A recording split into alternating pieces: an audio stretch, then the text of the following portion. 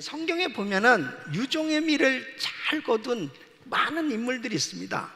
그 중에 저는 오늘 첫 번째로 야곱을 들어서 말씀을 전하려고 합니다. 야곱은 그의 인생을 보면, 그의 일생을 보면 참 많은 고난이 있었습니다. 실수도 많았고 어려움도 많았어요. 그런데 그의 일생의 마지막 부분을 보면 참 유종의 미를 거둔 그런 삶이 되어졌던 것을 볼 수 있습니다. 야곱은 그의 평생이 참으로 고난과 어려움, 그리고 또 때로는 실수와 또 고통의 그런 시간들이 많이 있었지만, 그의 생의 마지막 부분은 하나님의 놀라우신 은혜로 그의 아들이 애굽의 국무총리가 되었고, 또 자녀들을 잘 믿음의 자녀들로 세웠고, 또 많은 사람들에게 존경을 받는 그런 일생으로 마무리하는 것을 볼 수 있습니다. 우리의 삶의 여정을 보면은 때로는 참 힘들고 어렵고 고통스러운 그런 삶이 될 때도 있지만, 중요한 것은 뭐냐? 마지막 부분, 마무리를 참으로 하나님께 영광을 돌리는 아름다운 인생이 되어야 유종의 미를 거두는 인생이 복된 인생인 줄로 믿습니다. 그래서 저는 오늘 이 말씀을 통해서 야곱은 어떻게 이렇게 유종의 미를 거두는 그런 일생이 될 수 있었을까? 오늘 이 말씀을 통해서 한 해 동안을 다시 한번 돌아보길 원해요.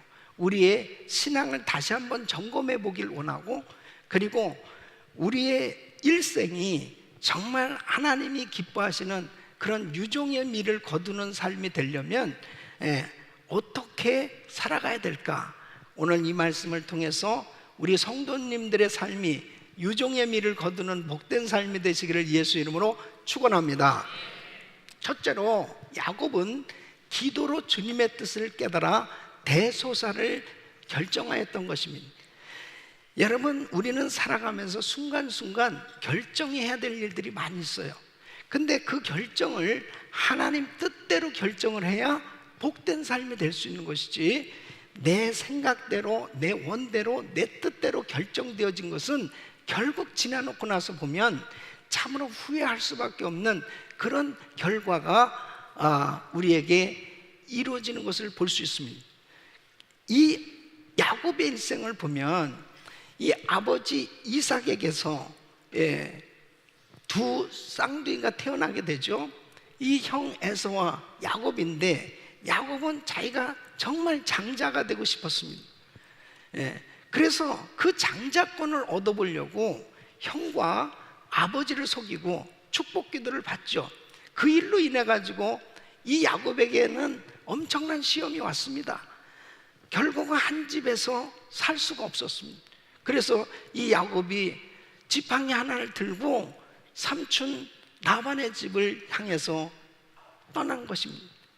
사실 야곱에게 있어서 한 번도 가보지 않은 길이고 두렵고 무서운 그러한 그 순간이었을 것입니다. 그걸 뭘로 알 수 있냐면은 창세기 28장 16절에 보면 베델이라고 하는 곳에서 자다가 꿈에 하나님을 만납니다. 그래서 야곱이 잠이 깨어 이르되 여호와께서 과연 여기 계시거늘 내가 알지 못하였도다. 하나님의 은혜를 받고 저절로 하나님 앞에 서원을 하는 걸 볼 수 있습니다.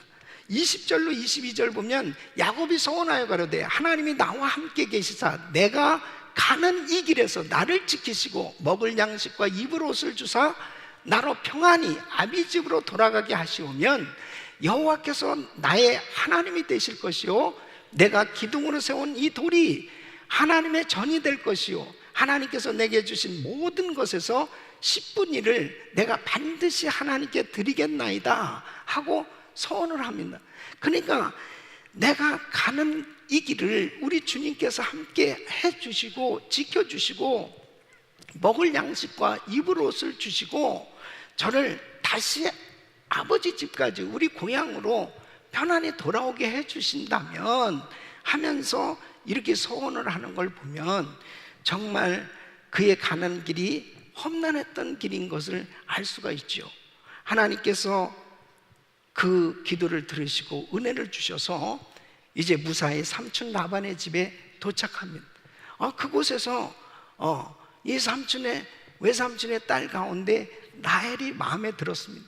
그래서 그 라헬과 결혼하고 싶었어요. 그러니까 이 삼촌이 너 7년을 일하면은 이 딸을 주겠다고 그랬습니다. 그래서 7년을 수일같이 연애를 하니까 그냥 시간 가는지도 모르고 열심히 일을 했어요. 그래서 이제 딴딴따다 이제 결혼식을 딱 마치고 이 첫날 밤에 방에 들어가 보니까 라헬이 아니고 레아였습니다. 아니 어떻게 이렇게 신부가 바뀔 수 있습니까? 그러니까 삼촌한테 항의를 합니다. 야, 언니가 먼저 가야지 동생이 갈 수 있겠냐? 그러니까 둘을 다 줄 테니까 7년을 더 일을 하라는. 그래서 14년 동안 죽을 고생을 하는데 이 야곱은 아마 깨달았을 거예요. 자기가 그렇게 아버지를 속이고 형을 속이고 아주 속이는 데 있어서는 머리가 비상하게 돌아가는 이 야곱 입장에서는 굉장히 약삭빠르다고 생각했는데 아주 뛰는 놈 위에 나는 놈이 있다고 이 외삼촌은 더한 거예요. 그러니까 아주 이 라반에게서 엄청난 연단을 받습니다. 그 가운데서 이제 세월이 지나면서 아니 나는 내 재산 하나 없이 내가 이렇게 그냥 살아갈 수 없지 않느냐. 그래서 이제 삼촌한테 따지자니 삼촌이 어떻게 저의 임금을 10번씩이나 변역해가면서 저를 이렇게 속일 수 있습니까? 저에게도 재산을 가질 수 있게 해줘야 될 거 아닙니까? 그러면 이렇게 한번 해보시죠. 이 양이나 수염소가 이제 새끼를 낳으면은 아롱지고 무늬가 있고 까만 것 이런 것들이 태어나면 그것은 내 것으로 그냥 하시죠. 그랬더니 그래 그렇게 한번 해봐라 그랬습니다. 사실 뭐 어디서 그렇게 항상 뭐 아롱지고 색깔 있는 그런 것들이 나오기가 그렇게 쉽지는 않은 거죠. 그런데 시냇가에 가서 그 나무를 벗기고 그러면서 물을 주고 기도를 하면서 이 새끼들이 낳다 하면 그냥 건강한 거는 전부 아롱지고 무늬가 있고 점이 있고 까맣고 이런 것들이 막 나오기 시작한. 그래서 결국은 엄청난 거부가 된 거예요. 그래서 이제는 금이 환향을 하게 되었습니다.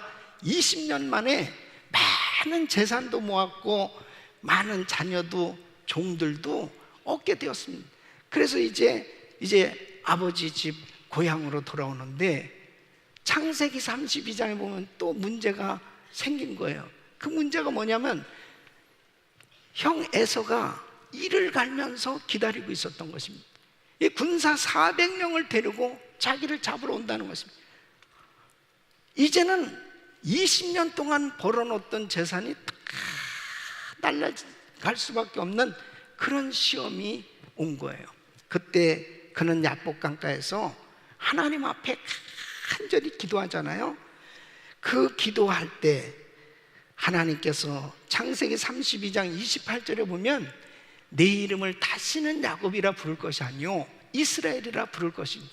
야곱을 이스라엘로 바꿔주시는 이 영적인 은혜를 경험하죠. 그러면서 하나님이 응답을 주셔서 형 에서를 만났을 때 형이 자기를 안고 우는 거예요. 그 마음이 눈 녹듯 녹아졌습니다. 그 문제가 다 해결됐습니다. 너 가는 길에 내가 길잡이가 되어줄게. 그러면서 다 모든 문제가 해결됐습니다. 이제 그 문제는 해결됐는데 창세기 34장에 보면 세겜 땅에 이르렀습니다. 그 세겜 땅에서 이제 딸 하나밖에 없는 이 디나가 구경하러 나갔다가 세겜 땅의 주장 아들한테 강간을 당합니다. 그 일로 인해 가지고 이 야곱의 아들들이 이제 그 세겜 땅에 있는 남자들을 쳐 죽이고 이 집안에 강간 당하지 않나 살인 사건이 일어나지 않나 이런 엄청난 시험이 왔습니다. 그때에 그는 하나님 앞에 안타깝게 기도하는 거예요. 이제 잘못하면 이제 다 온 집안이 이제 완전히 멸족당할 그런 위기에 처하게 된 거 아니겠어요? 그때 창세기 35장 1절에 보면 하나님이 야곱에게 이르실 때 일어나 베델로 올라가서 거기 거주하며 내가 내 형 에서의 낯을 피하여 도망하던 때에 내가 나타났던 하나님께 거기서 제단을 쌓아라 하신저다. 그래서 이 자녀들을 데리고 얘들아 다 우리가 베델로 올라가자. 그 베델에 올라가서 하나님 앞에 예배를 드리는 것입니다. 그때 하나님께서 그 주변 땅 사람들을 다 두렵게 만들어서 거기에서 또 보호하심을 받는 것을 볼 수 있습니다. 이제 드디어 고향 땅에 가게 된 거죠. 그곳에서 사는 동안에 기근을 만나게 됐습니다. 심한 기근이 왔어요. 그때 자녀들을 애굽에 보내서 양식을 구하러 가게 하는데 놀라운 소식을 접하게 된 것입니다. 죽었다고 생각했던 이 요셉이 살아있는 거예요. 생존하고 있을 뿐 아니라 이 요셉이 국무총리가 됐다는 이 이야기를 듣는 겁니다. 도무지 이 야곱은 믿겨지지 않았습니다. 아니 죽었다고 생각했는데 아니 이 아들이 뭐 애굽의 국무총리가 됐다, 이것은 또 도무지 믿겨지지가 않는. 그런데 요셉이 수레를 보냈거든요. 그 수레는 지금으로 보면 리무진입니다. 참 이게 도무지 그런 걸 타보기가 어려운 것을 보낸 거예요. 보니까 진짜 요셉이 살아있는 거예요. 국무총리가 돼 있는 거예요. 이제 그 수레를 타고 온 식구들을 데리고 애굽으로 가는데 그 마음에 부담이 있는 거예요. 사실은 애굽으로 가면 안 되는 거예요. 그러니까 이것을 가야 되나. 그러나 그 아들을 보고 싶고 만나보고 싶고 그런 마음이 얼마나 간절하겠습니까? 창세기 46장 1절에 보면 이스라엘이 모든 소유를 이끌고 발행하여 부엘세바에 이르러 그 아비 이삭의 하나님께 희생을 드린 그곳에서 예배를 드리니까 하나님께서 3절로 4절에 보면 응답을 주십니다. 하나님이 가르칠 때 나는 하나님이라 내 아비의 하나님이니 애굽으로 내려가기를 두려워 말라. 내가 거기서 너로 큰 민족을 이루게 하리라. 내가 너와 함께 애굽으로 내려가겠고 정녕 너를 인도하여 다시 올라올 것이며 요셉이 그 손으로 내 눈을 감기리라 하셨더라. 하나님께서 응답을 주시는 거예요. 두려워하지 말고 애굽으로 가라는 거예요. 내가 너하고 함께 해주겠다. 이런 응답을 받고 이제 애굽에 도착을 하게 됩니다. 그곳에서 정말 꿈에 그리던 이 요셉을 만나고, 그리고 이 요셉이 국무총리가 돼서 이제 바로 궁에 가서 그 왕궁에서 바로 왕까지 만납니다. 창세기 47장 10절에 보면 야곱의 나이가 130살이에요. 130세인데 야곱이 바로에게 축복하고 그 앞에서 나오니라. 야곱의 일생이 그의 생애에 참 많은 시험과 어려움이 있었지만 그때마다 그는 예배를 드리고 기도할 때 하나님의 놀라운 축복의 손길이 그를 보호하셨고 인도하셔서 결국 유종의 미를 거두는 인생이 된 줄로 믿습니다. 두 번째는 고난의 과거를 용서와 믿음으로 극복하였던 것입니다. 여러분, 야곱이 유종의 미를 거두게 된 비결이 뭐냐면 용서와 믿음의 태도예요. 야곱의 일생에 가장 그에게 큰 상처가 있었습니다. 그 상처가 뭐냐면 바로 자기가 그렇게 귀하게 여겼던 아들 요셉을 잃어버린 거였습니다. 어느 날 이 아들들이 와서 이야기하는 아버지, 아니 요셉이 죽었어요. 이 동문의 피를 요셉의 옷에 묻혀가지고, 아니 아버지, 아무래도 얘가 맹수에게 물려간 것 같아요. 그러면서 이런 청천벽력과 같은, 날벼락과 같은 이런 소리를 들었을 때 정말 이 야곱은 심한 상처를 받았을 것입니다. 채색 옷을 입혀주고 그렇게 사랑했던 이 요셉을 잃어버린 그 마음에 가장 큰 고통이 있었던 거죠. 그런데 나중에 알고 보니까 이 아들들이 요셉을 죽이려고 했었던 것을 알게 된 거잖아요. 이 아들들이 요셉을 애굽에 팔아버린 거잖아요. 물론 결과적으로는 이 요셉이 애굽의 국무총리가 된 거지만, 그러나 아버지 입장에서는 이놈의 자식들을 이거 그냥 용서할 수가 없는, 어떻게 지 동생을 이렇게 할 수가 있느냐 하는 것이 이 마음 가운데 얼마나 이 분노가 생겼겠습니까? 세상에 이럴 수가 있나? 이런 이 마음 가운데 막 아주 이 마음에 그냥 미움, 도무지 이것은 이럴 수가 있어, 이렇게 오랫동안 나를 속이고 있었구나 하는 것을 알게 됐을 때 참 이게 마음이 굉장한 갈등이 있지 않았겠습니까? 그런데 성경에는 분명하게 이렇게 명시되진 않았지만 창세기 50장 15절로 17절 보면, 이제 이 야곱이 죽고 난 후에 이 요셉의 형제들이 요셉에게 이렇게 이야기합니다.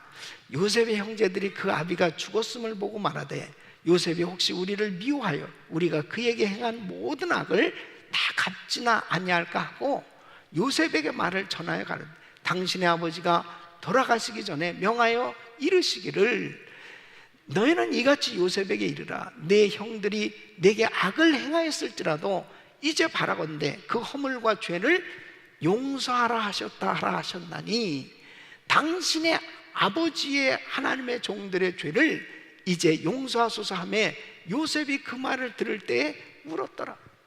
그러니까 이 야곱은 자기 형 에서와의 관계도 누구보다도 경험한 사람이잖아요. 사실 에서가 자기를 죽이려고 그랬던 것을 알지 않습니까? 자기가 죽고 난 이후에 이제 이 요셉이 도무지 그 미움을 견디지 못하고 이 형제들을 또 죽이거나 보복을 한다면 이 형제들의 관계가 어떻게 되겠느냐? 절대로 용서해 줘라. 그러니까 그 아버지 야곱의 마음에 그 자녀들을 향해서도 용서하는 마음과 그 다음에 서로가 용서하는 이런 관계를 가져야 될 것에 대해서 그 야곱은 그 마음 가운데 그 용서하는 마음을 가지고 있었던 거죠. 그래서 이 유종의 미를 거둔 이 야곱의 이 삶의 비결은 화평케 하는 자가 된 것이다 하는 것입니다. 여러분, 우리의 삶에 보면 때로는 정말 지나놓고 나니까, 야, 나를 속였구나, 이럴 수가 있나, 억울하고 힘든 그러한 관계를 갖게 되는 일들이 얼마든지 생길 수 있잖아요. 그래서 다 그렇게 가까웠던 부부지간에도 형제지간에도 부모 자식지간에까지도 참 이렇게 용서하지 못하는 그런 일들이 생겨질 수도 있고, 또 우리가 한 교회에서 신앙생활을 하면서 그렇게 사이가 좋고 그렇게 아름다웠던 관계도 어느 날 너무 섭섭하고 마치 꼭 배신당한 것 같기도 하고 또 마음에 불편한 이런 관계가 생겨질 때도 있어요. 그럴 때 꼭 기억하십시오. 화평케 하는 자가 되어야 유종의 미를 거두는 줄로 믿습니다. 예수님께서 십자가를 지시기 전에 제자들에게 부탁하신 말씀입니다. 요한복음 13장 34절로 35절 보면, 새 계명을 너에게 주노니 서로 사랑하라. 내가 너희를 사랑한 것 같이 너희도 서로 사랑하라. 너희가 서로 사랑하면 이로써 모든 사람이 너희가 내 제자인 줄 알리라. 제자들도요, 예수님하고 같이 다니면서 참 길거리에도 싸우는 거야. 서로 누가 높냐 그러면서 서로 싸우고 있었습니다.